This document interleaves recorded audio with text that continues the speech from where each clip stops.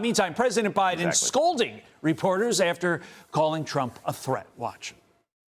I think what he did was a genuine threat to democracy. I'm hopeful that we're beyond that. The only thing, my being the oldest president, I know more world leaders than any one of you ever met in your whole life. And I know them, and I know how they think, not a joke. What really hurts is when we talk about immigration the way we do. Oh. Putting to the side for the moment the 1920s piano player in the background, which is somewhat distracting. What was that from Joe Biden, Joe? Well, this is who Joe Biden is. I wrote a book on the guy, and quite frankly, has always been.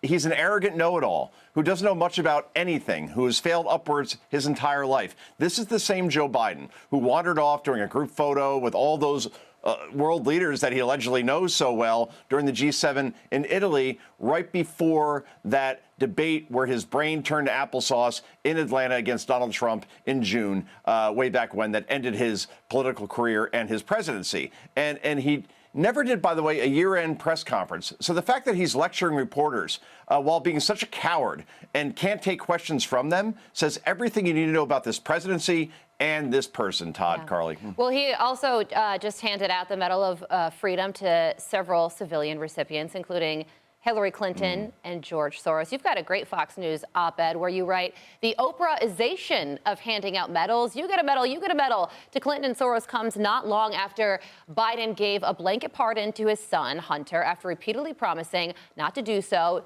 devaluing once special awards like the Presidential Medal of Freedom to the point they're as worthless as his word itself. What is your point in writing this op-ed, Joe?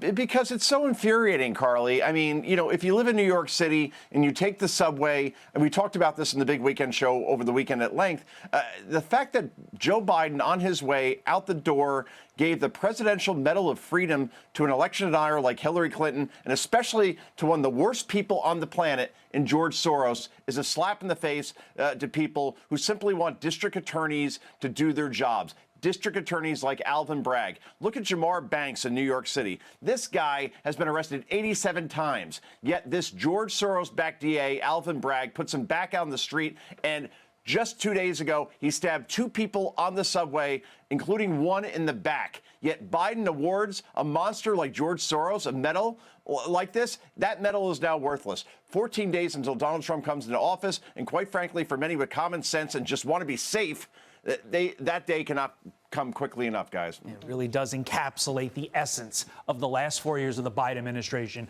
with these medals. Head scratchers all around. Joe Concha, it's great to see you back, too. Enjoy, my friend. I'm Steve Doocy. I'm Brian Kilmeade. And I'm Ainsley Earhart. And click here to subscribe to the Fox News YouTube page to catch our hottest interviews and most compelling analysis.